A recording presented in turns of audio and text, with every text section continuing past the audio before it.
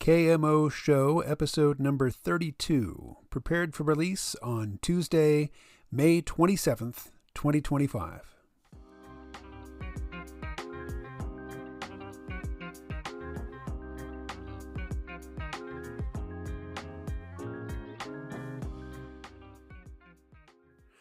You are listening to the KMO Show. I am your host, KMO, and I am speaking with the Librarian of Celaeno, whose handle pronunciation I just now learned, so I hope I got it right.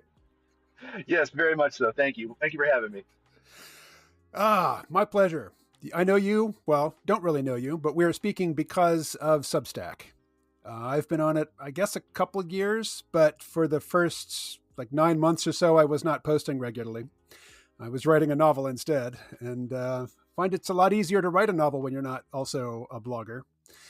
But you have, I think, been quite a success on Substack. So did you bring an audience or did you build an audience on Substack?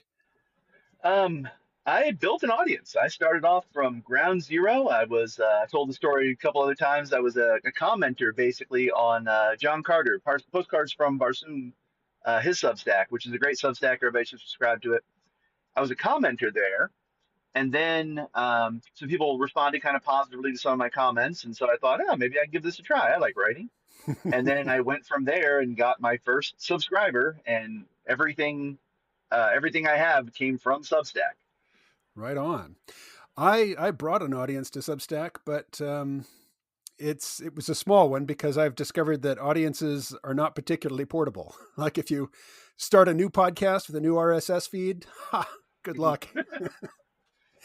Yeah, we it's something some of the people I sort of know on Substack we talk about the cringe stack authors that bring over 100,000 people with them, instant purple check mark, and there's a way you can do it, I guess, if you're media savvy and have people. But for the most part, yeah, you're pretty much on your own to build your own organic audience if you're not already famous. Yeah, but you can come in and write a post about how to build an audience on Substack and get a whole bunch of, I guess, one-time readers that way. Yeah, 5 tips to grow your stack, and 5 tips to get more paid subscribers, and how I got 30,000 paid subscribers in a month. Okay. Yeah, That was but like half my feed for a while. when you are not the librarian on Substack, you are an educator. Yes, I'm a high school teacher. I'm actually transitioning jobs right now. Lost one job, got another one. So I'm starting a new career at a different school. But I teach high school. I also teach college classes here and there, and obviously I write. So that's pretty much my spectrum of careers. And you also teach some online courses, is that right? Yes, online college classes. Yeah. So with AI, large language models, writing papers for students, like I was a grad student in the 90s and I taught undergraduate courses and I had to grade a lot of papers. And I remember, end of semester, I had my own papers to write. I had my own classwork that I had to really, buckle down on. But also, all the student papers are coming in. And if I read like two paragraphs of a paper and the first paragraph is like a proper opening saying, this is the subject matter I will cover, this is the position I will defend. And, it's all punctuated correctly. A, put an A at the top of that paper, circle it, and move on to the next one. And it's the C minus papers that I'm struggling with, trying to figure out what the student is trying to say. And I always felt like I was doing a disservice to those A students, not reading their papers. But, if I'm going to pass most people, and justify those C minuses, well, the A papers were just, if there was a grade higher than A plus, that's what they would get. Yeah.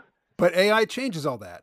Now, anybody who wants to can write perfectly without, knowing how to use a semicolon or an em dash. It's actually become kind of I would say a personal challenge where I would say I've become better as a reader just from seeing so much of this AI stuff to where I can spot the subtle nuances between something AI generated and something human generated. And I can say with no small amount of pride, I think I'm actually kind of a pretty good detector. There's just a way that AI prose appears that is just distinct. It's this flat affect. like someone with a thought processing disorder trying to explain something. It's just not right. It's not everything. The words are all there, but the meaning is just so formulaic and devoid of human emotion or input or anything. It's just obviously something machine generated. The worry becomes, I think that, I mean, and when I see something obviously AI generated, that creates a moral problem because now I have to ask myself, all right, well, do I slap an F on it like the school says to? But because I can't prove it, if a student actually were to say, no, I totally wrote that, I'd be without recourse and I'd have to give them an A anyway. So what I've kind of started doing is if I see something that I'm pretty sure is AI I swear in court is AI, uh, but it's uh, but it's not, but I can't prove it, you know. I'll usually slap a grade on there of like, B plus, and I'll call out any, like if they ask why, I'll say, well, this sentence wasn't very good, or you could have expressed this better, or something like that. I'll grade those papers much more harshly. And then the kids who authentically are writing things, I give them the A plus because they actually put in the work. How's their writing? Because when I was grading papers, university student papers back in the '90s, kids couldn't write then, and I don't imagine it's gotten better. As a whole, uh, well, here, so one thing I'll say, the pool of people I draw from, I mostly handle dual enrollment. So these tend to be the smartest kids in the high school. And in that group, I do tend to get, 25% of them are pretty competent writers. They can express themselves. Another 50%, they can get their point across, but it's not done very artfully. And then another 25%, even though they're smart, they just struggle with expressing themselves. It's hard. And if you work with them, they can get passable as writers. Um, but the ones that are the worst off are the ones that have the most recourse to AI. Because they're not confident, they go straight to Chat GPT, tell them to bang out an essay. Sometimes it's laziness, but a lot of times it's just fear. They don't want to be judged because they're in dual enrollment. They think all their other peers can write, and they're just scared to do it themselves. I try to get across to them I'm not there to judge them. Now, the population as a whole, like when I teach high school and I'm just getting a general cross section of the population, no, they cannot write. It's bad. I had one kid, he turned in some paragraphs he was supposed to write to answer questions, and I actually, no joke, I went to the dean and I said, I think this kid is still suffering from concussion symptoms. And I showed him the paper and he agreed. And they, it's like, it was that bad. The words were just disjointed. It looked like something like a serial killer who'd been up for 3 weeks would scrawl in his insane journal. Uh, and Yeek. this is a high school, this is a senior about to graduate high school. It's unfortunate. AI is happy to. I say AI. I should say large language models, but they are happy Yeah. to crank out, whatever piece of writing you ask them to. And compared to most of the population, they're brilliant at it. I mean, compared to Hmm. professional writers, yeah, they're certainly flawed and limited, but compared to most people, they are superhuman. Yeah. And it's unfortunate that they can write at that level, but they're not very good at editing. Because I Yeah. think if a lot of people would just, take the plunge and just put something down, like, crank out 1,500 words and then ask a patient, skillful editor, hey, how can we make this into something that I would want to show to somebody? Then AI would be beneficial. But, just saying, hey, I don't feel like doing this, you do it. Yeah. That's The the the the worst. paper the papers that are the most that I would say get past my mental detector the most are the ones where the kid clearly put in some effort. They've got the core of something there, and then they had AI come in and like modify it in some way. I've dinged people for AI where they've come back and said, "No, I wrote it. I just used Grammarly to come in and change up a ton of stuff." And it's like, well, you can't do that either. It's got to be your work. But those papers tend to look better than the ones where the kid literally just typed in a prompt. I need 5 paragraphs about Abraham Lincoln, and Yes. But given the students that you're dealing with, you don't see that all that much, I'm guessing. so yeah, The online dual enrollment kids tend to be a little bit brighter and more assertive and able to express themselves better. The regular high school kids lack either the ability or the will or both. And it all stems from the same cause. You know, people who can't write because they don't read, and they don't read because they can't read because they lack the discipline because they haven't at a young age put themselves through that, that necessary process of being able to sit still, tune everything out, and focus on a written word. um, History, which is my main discipline, it's a text-based discipline. It's all about going in, looking at a text, analyzing it, drawing meaning from it. Being able to draw meaning from a text is the essential skill. And as a history teacher, I have to say, not many people have that skill. I do a lot of reading these days, but it's all on screen. If I take in a novel, it's most likely going to be an audiobook. But it was Robert E. Howard's Conan stories that turned me into a reader. Yeah, And, as a teenager in the 80s, or maybe even a preteen, no, I think I was like 14, 15 when I started reading this. Uh, yeah, there was material in there that was not age appropriate, yeah. I've read those stories. I know. Right, but because it's just words on a page and nobody's going to read what I'm reading, that was a place where I could go to get stuff that wasn't available to me above board. And the like I would go to the bookstores at the mall, and the science fiction sections, which were science fiction and fantasy then as well. Yeah. The covers by Frazetta and Vallejo, I mean, they were just softcore porn, and it was just it was You're telling it me was that chainmail bikini isn't battle ready? I think it makes tactical sense. exactly distract the enemy. Yeah, But so the thing that kills me is I work in a library. I hesitate to call myself a librarian because I'm at the bottom of the library hierarchy totem pole. But men my age, I mean, I'm 57, and I'm at the very youngest layer of readers, male readers in the library. yeah, Millennial, Gen Z men, they do not read, period. They simply do not go back into the stacks. They have no interest. They come in every day, and they go right to the computers, but they don't read. Women read, girls read, and so science fiction, my genre that I just love, has become fantasy book porn for girls. yeah, And the more that the publishers cater to that audience, the more they drive away what few male readers, and I think probably a lot of other people who would be writing science fiction, they're just driven to computer games. yeah. And there's this really what I consider horrible feedback loop on the other end of that. So I used to work in an all boys male military school, or all boys male, yeah, redundant, but an all male military boarding school. So it's nothing but boys.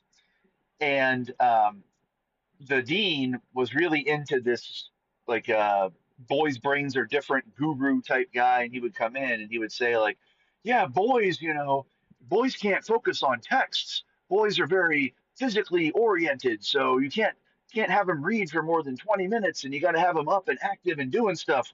Boy, girls will sit and read, but boys have to be moving all the time. And I'm thinking to myself as this guy's going on like this, who wrote all these texts?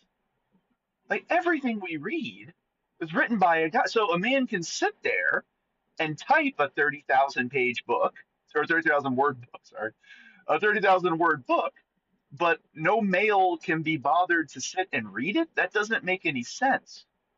People used to read these things. All of these things used to have a male audience. So if your argument is that boys are biologically disinclined to read, you've kind of begged the question there of why that genetic predisposition did not manifest itself before the 1990s.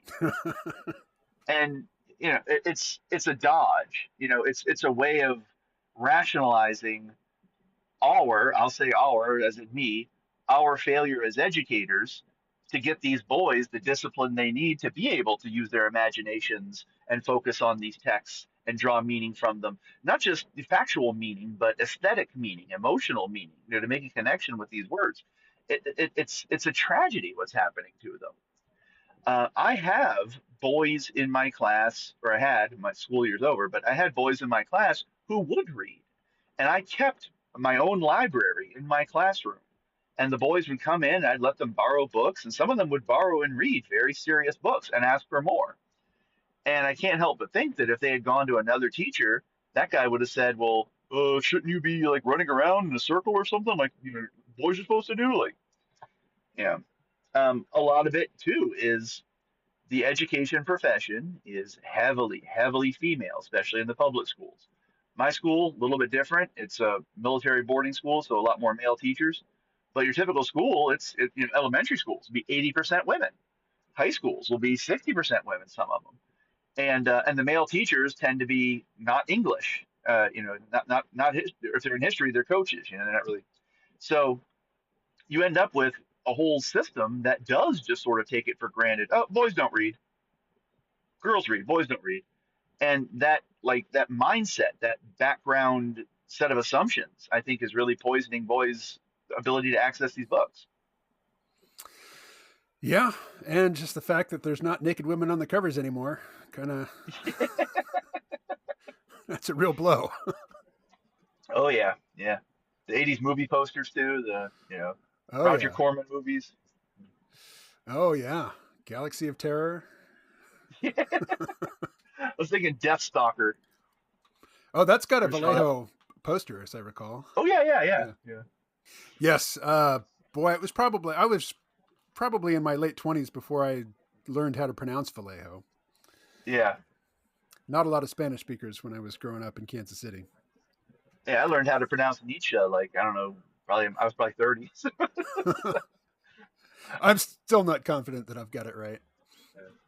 Well, that's Nietzsche's an interesting point to change direction.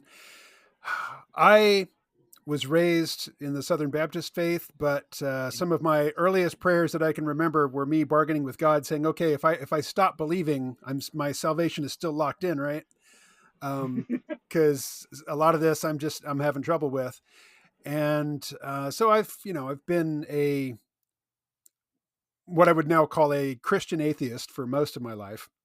Mhm. For a brief period, when I was young, I was an obnoxious sort of evangelical atheist, but put that behind me fairly quickly.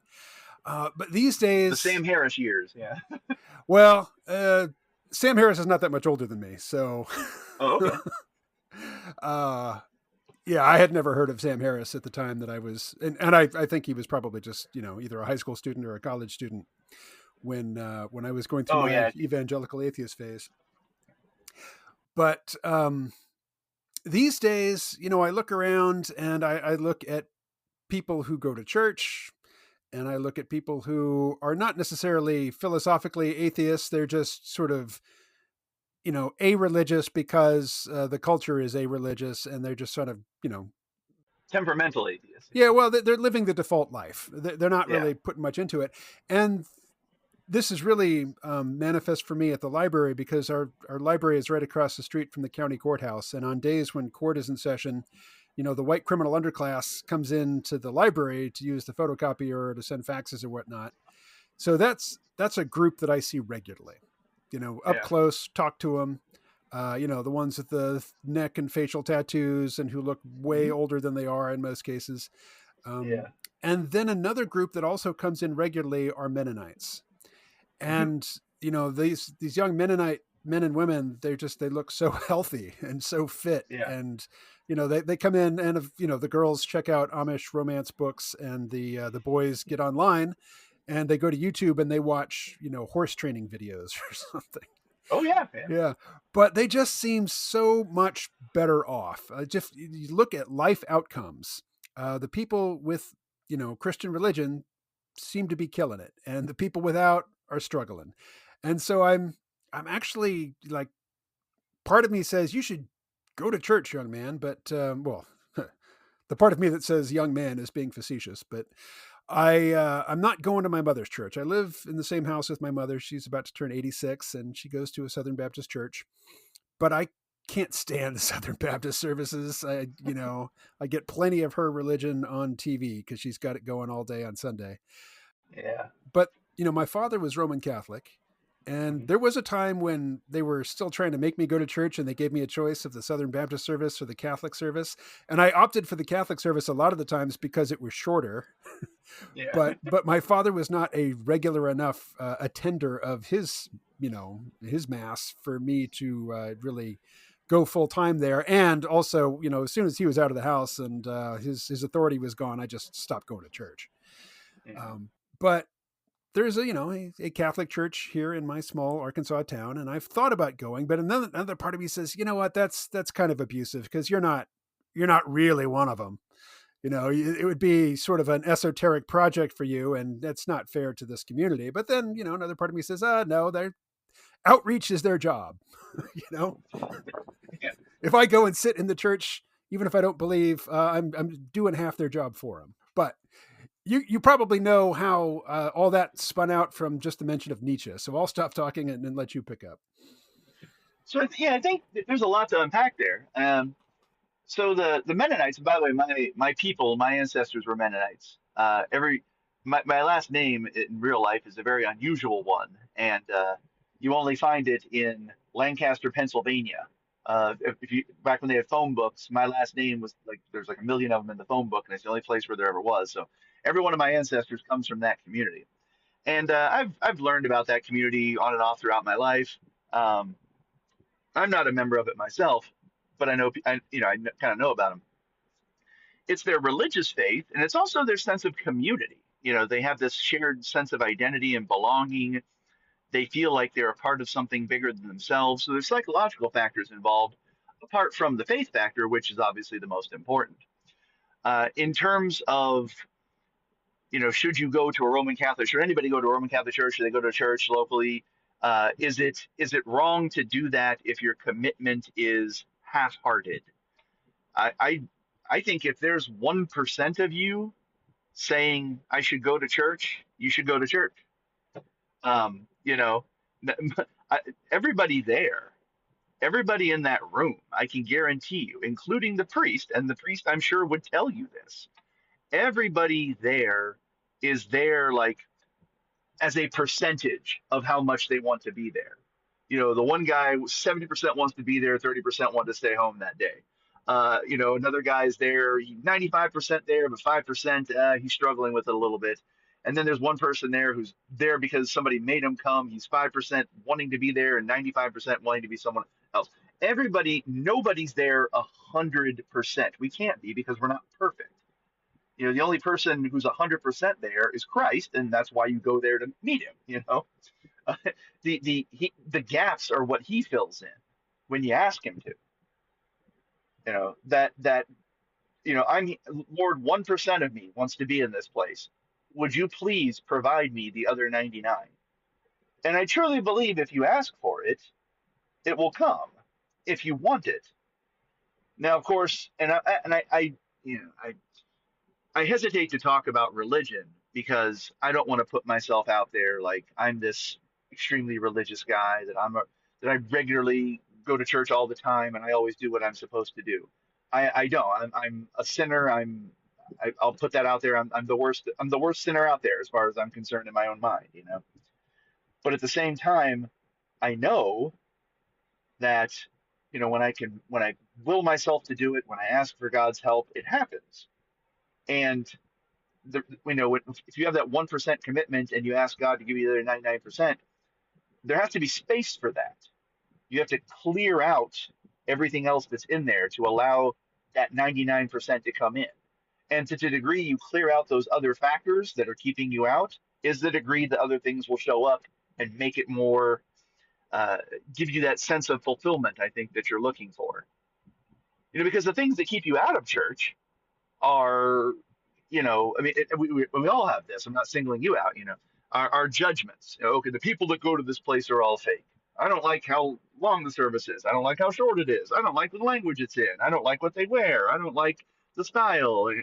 There's all these things that come from pride, where the correct attitude is always to humble yourself and approach these mysteries as they are, as mysteries, and take it on faith that what they have to offer, you might not always understand it.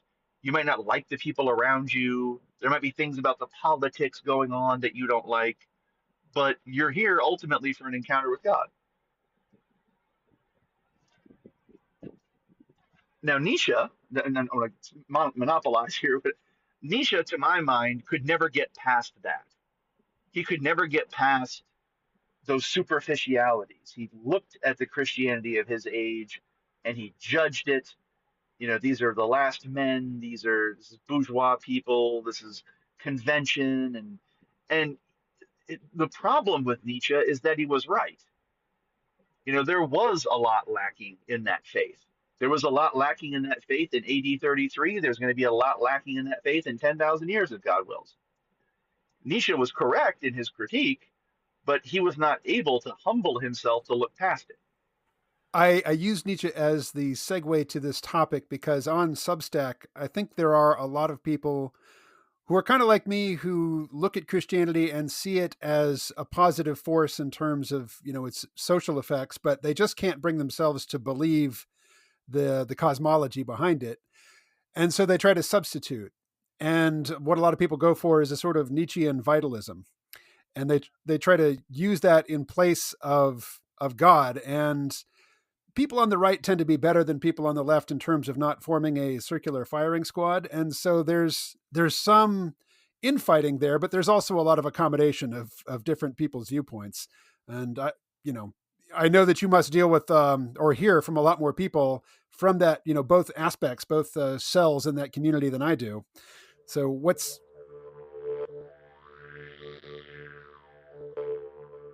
Was having an affair with one of his friends, and then was hooking up with Sigmund Freud and this other guy, and could not manage a family life. Could not manage. I mean, just not like just there's nothing about this guy's life that I would look at it and say, "Wow, I want to be like that." You know.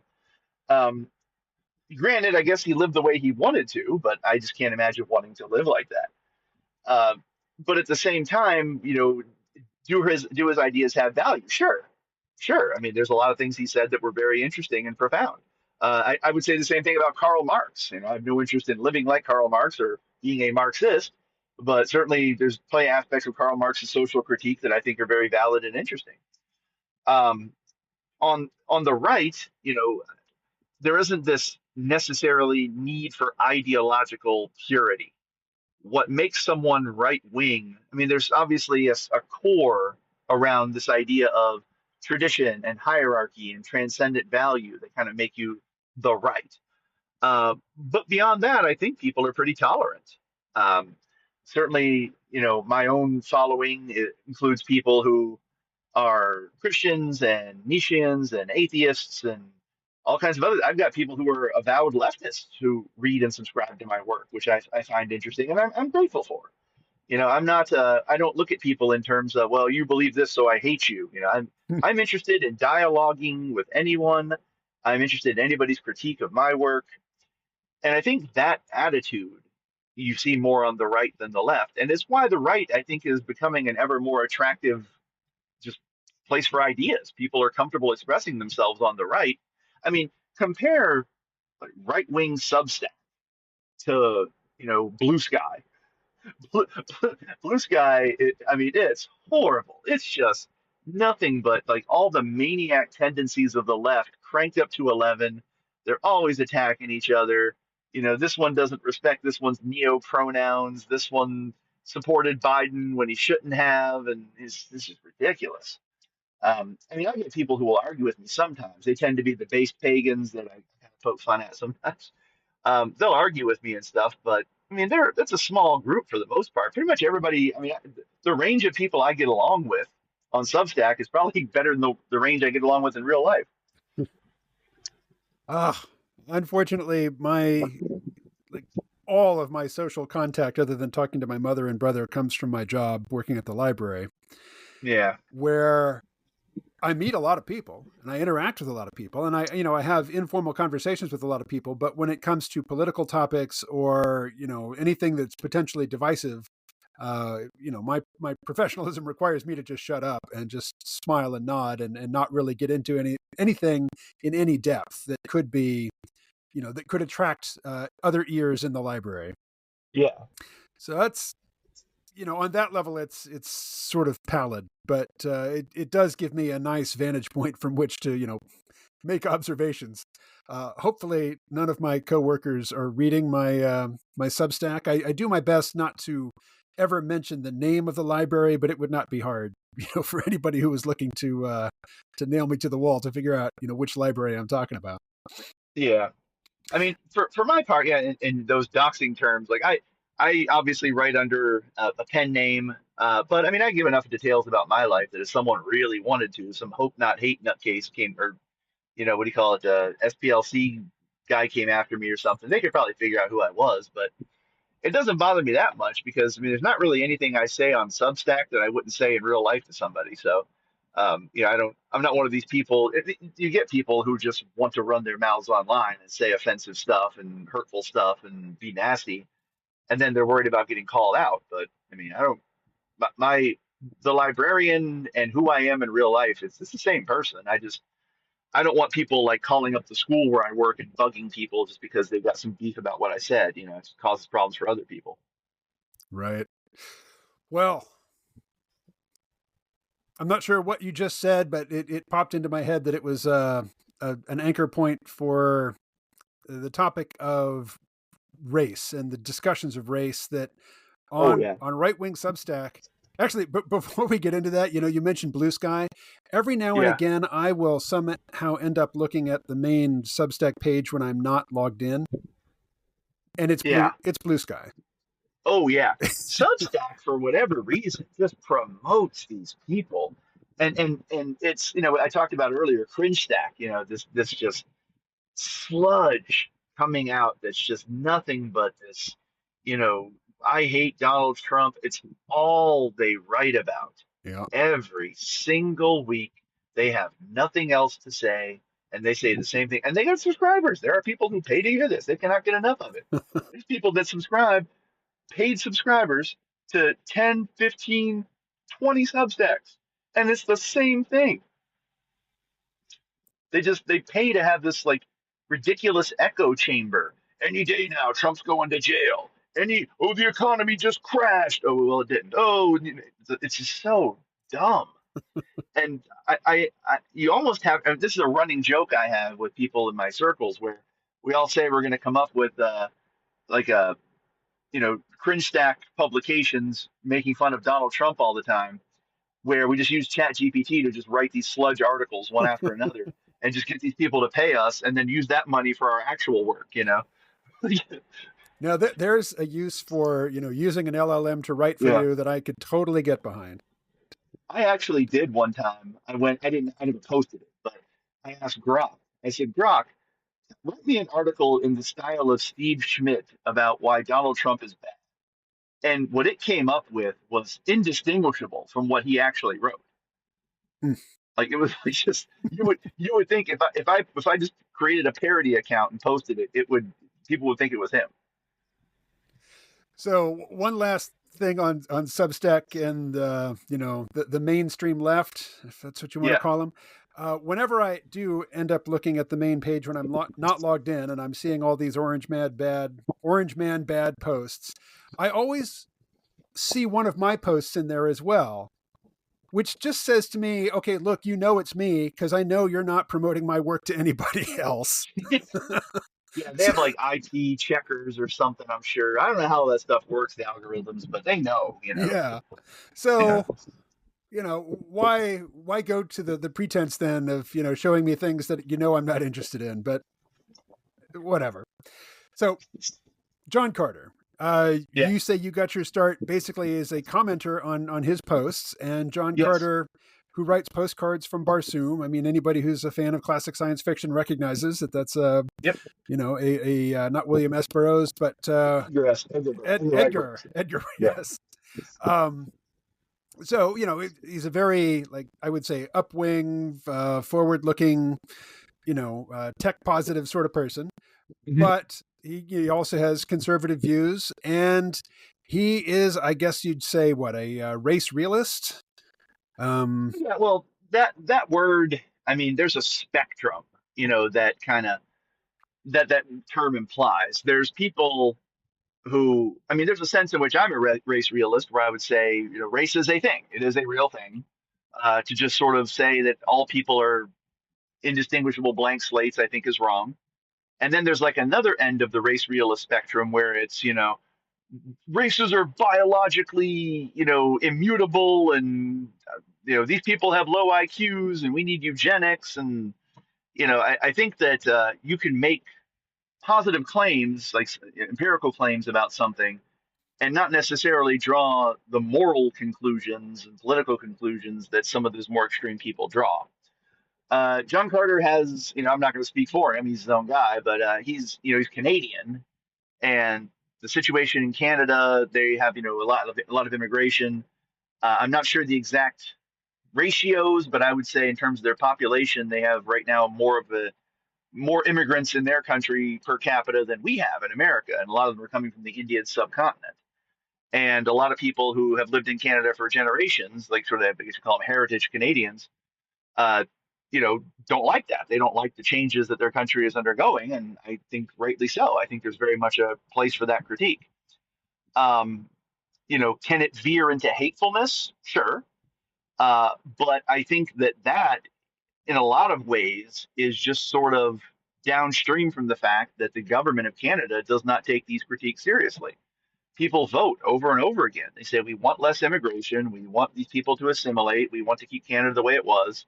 And kind of like in America before Trump took over, nobody cared. You know, they just sort of kept going with what they wanted to do. That's that managerial system I write about a lot. So, you know, I think that there's definitely a place for that sort of critique. Yeah. So you're talking to me, and I read John Carter's posts. But for somebody who doesn't, you've basically gestured at things without naming them. So what critique are you talking about? So John Carter and a lot of other people too, and Substack is actually kind of dense with Canadians a little bit. The critique of sort of the idea of the multicultural society, which is the sort of ideal of the managerial system, that human beings are these fungible economic units. You can import massive numbers of people from any part of the world to any other part of the world, although this tends to just be importing from the third world to the Western world. You can import people and there'll be no friction, there's no problems. Everybody is basically the same and everybody will basically get along. And if they're not getting along, it's because of racism on the part of white people. And so the managerial class, the globalists that run all this stuff, tend to interpret critiques of immigration as that kind of racist friction that's keeping everything from working the way it should. And people like John Carter, and again, I don't want to speak for him. He's got his own, you know, his own views and everything. But people like John Carter, people like Fortisax, and there's a lot of other Canadian cryptos a little bit. Um, Look at this and they say, you know, no, the point where this is absurd. It's just a violation of basic common sense. You can't take people from one part of the world who've lived a certain way for millennia and put them in a different society and just expect everything to work out harmoniously. It's just not. It doesn't make sense. It's never worked before in history. Why would it work now?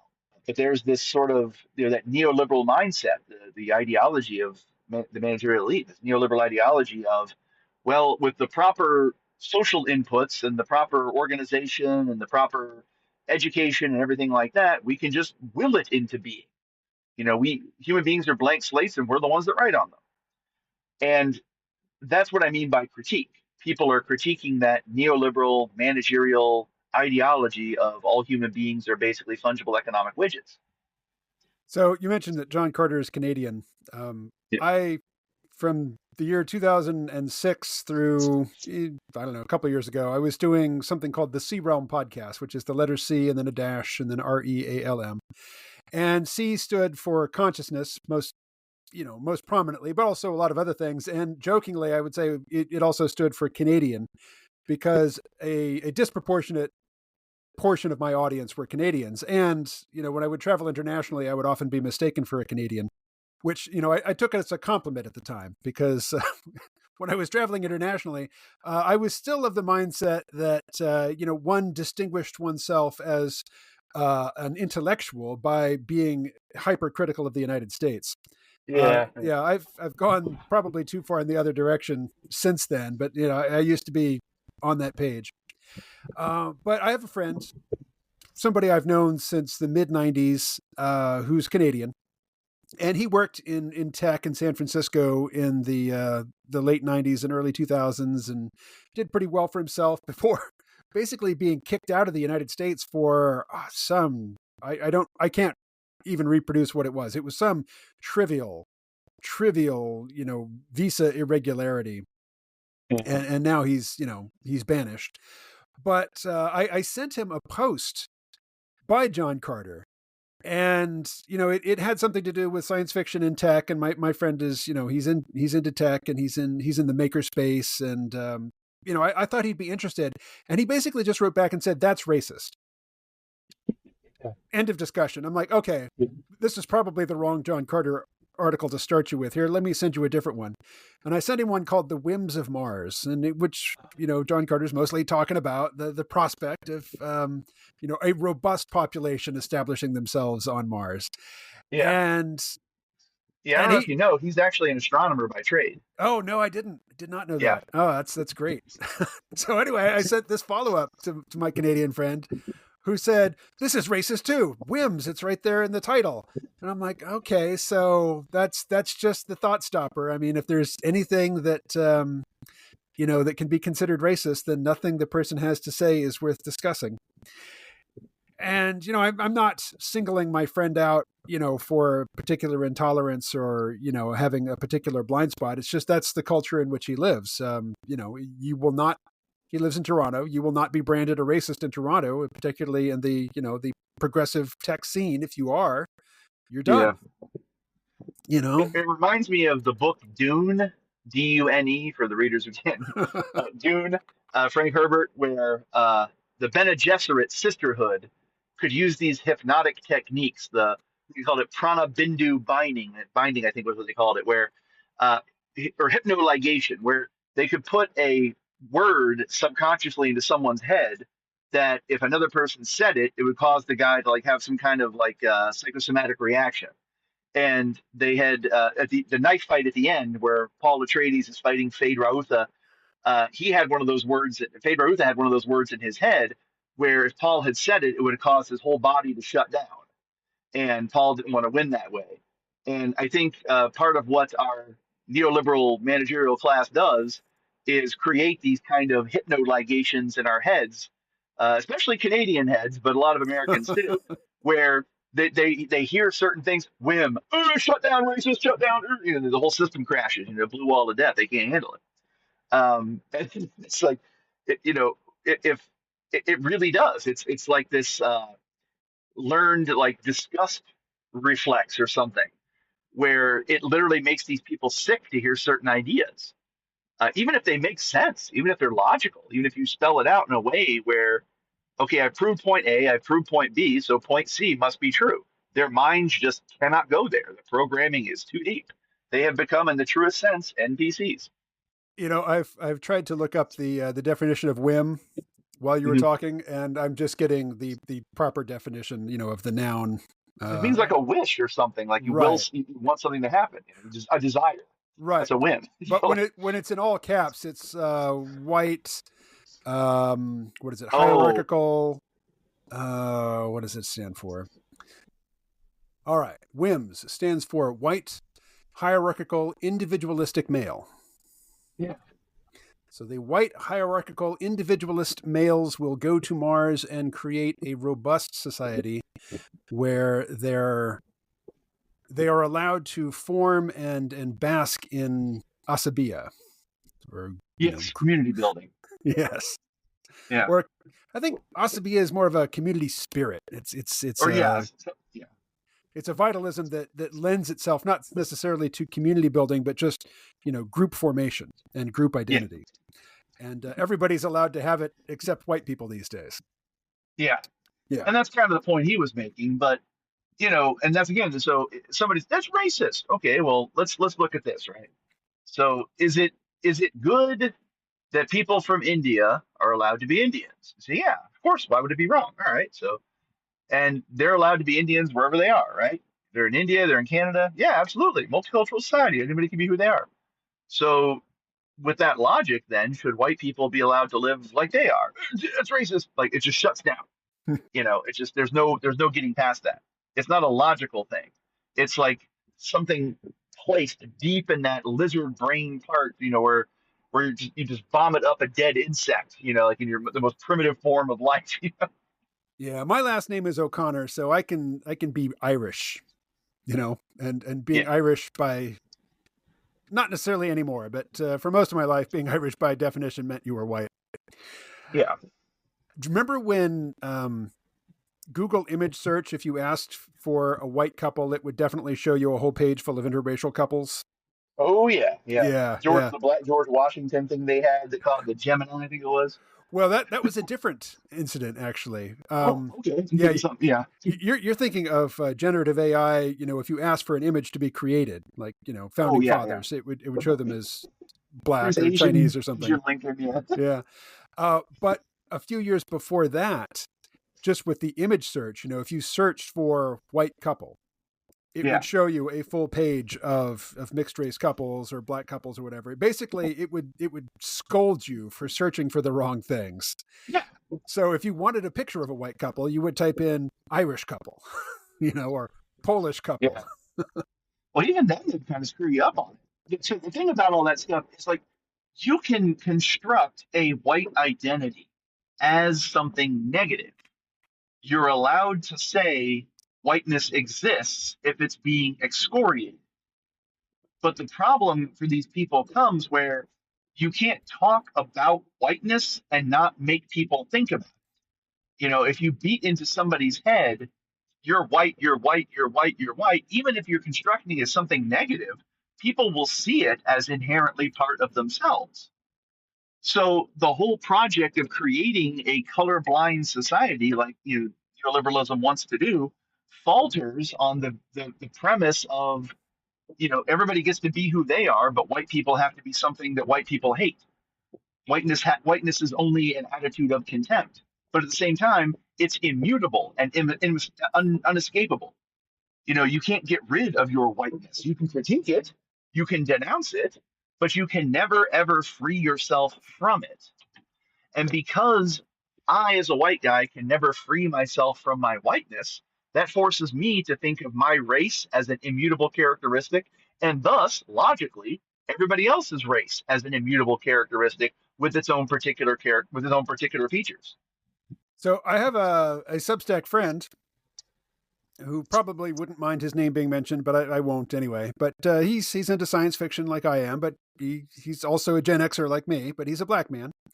But he reads and restacks posts by John Carter. Yeah. And I've said to him, "Hey, I need to get you on the line and have you discuss that on a podcast." And I thought he would be reticent to do so. And he said, "No, sure, I'll come on." There are no bigger race realists, I would say, on Earth, but definitely in America, than Black Americans.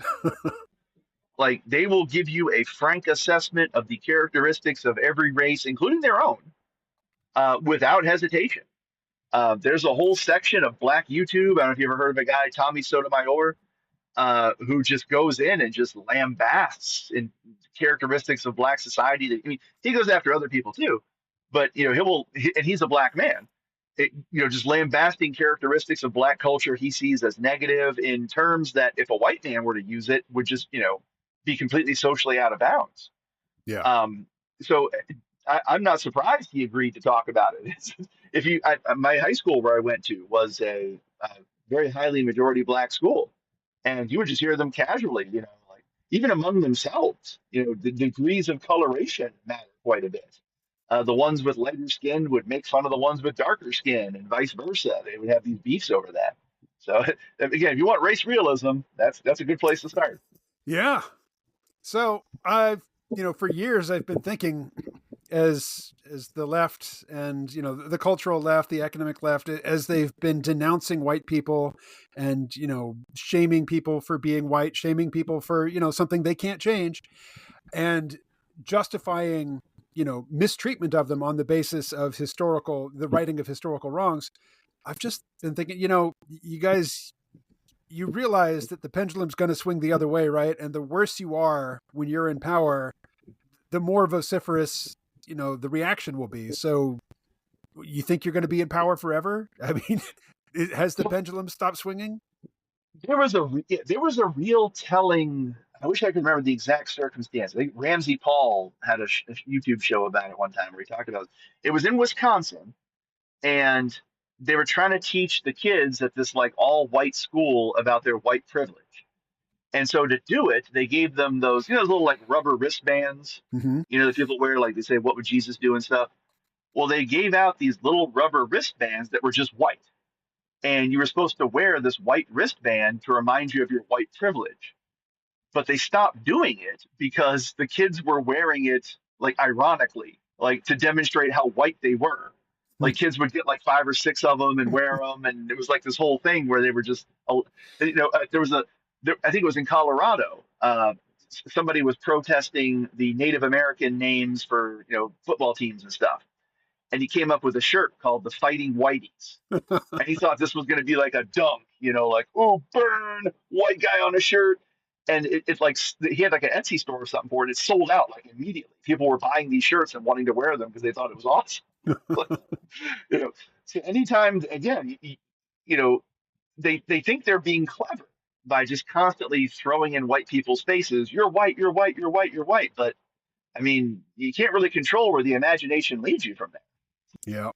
I'm not sure that this is necessarily thematically connected to what we've been talking about, but I have a dog and I walk my dog every day, and there's a dog park within an easy walk of where I live. So we go there every day.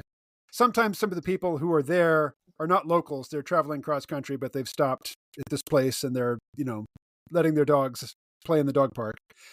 And there was this one couple I was talking to, and the man, like, within a couple of sentences, after hello was, "You're not a Trump supporter, are you?" And one, dude, this is Northwest Arkansas you're traveling through. You're gonna run into a few. I didn't say that to him, but I was not looking to escalate, but he was Yeah. giving somebody who would take those as fighting words ample opportunity to take offense. Yeah. But I will say, those folks are much preferable to the ones who won't go into the dog park unless it's empty. Like, sometimes I'll be in the dog park and I can see that somebody has pulled up and they've got dogs in the car and they're just waiting for me to leave before they will go into the dog park. I'm like, I think you're missing the whole purpose of the dog park here. It's not the prison yard, where you let the inmates out to walk in solitude for an hour. It's a place to socialize for humans and dogs. I'm actually kind of surprised nobody's come up with the concept, like the drug companies. No one's come up with the concept of dog autism, Mm. like to medicate the dogs. Like your dog won't socialize with the other dogs and he won't do whatever dog's got autism, here's a pill, something like that. you know. And then I can imagine somebody doing that, like, oh, I can't let my dog play with other dogs. He's got dog autism. It wouldn't work. you know, But yeah, but people will. They'll so I'm in Florida with my dad, helping him out with stuff, and the area where he lives, Florida's pretty much a solid red state at this point, but a lot of the snowbirds come down and they come from Massachusetts or Connecticut or all these other places, New and York City. they'll just, yeah, New York, yeah, they'll just be, "Oh, I can't believe that Donald Trump got elected. Oh, these people are such rednecks." Ugh." And they're so used to everybody just agreeing with them, it's beyond them that people could think differently. So, Uh, and it's why, there's all these people, I'm a white nationalist. I'm not a white nationalist. I have nothing in common with these people. I don't know what I don't know what they're about. I don't want to live in a society where they're in charge. Um, I know they want to live in my society because they keep coming down here where I live in the South. I don't want to live with them. And it really is like just a different nationality, a different country. Like they have totally different conceptions about how the world should operate.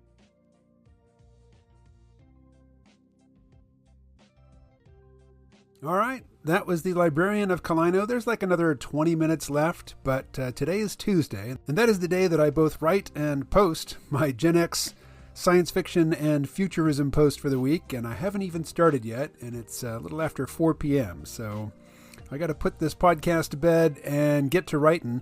I will share the final 20 minutes, which I will tell you up front is pretty unfocused and is me jumping around from topic to topic. You've heard the best part of the podcast. But I will put that in C-Realm Vault episode number 475, but that will probably be a few days before I post it. The C-Realm Vault podcast is available on Patreon, and I also post it to Substack, so it is accessible to those people who have paid subscriptions to my Substack. Most everything I put on the Substack is free, so the paid subscribers are really, they're not doing it for the extra content. They are doing it to support my work, and they have my sincere gratitude for that. All right, I must go. Talk to you soon. Stay well.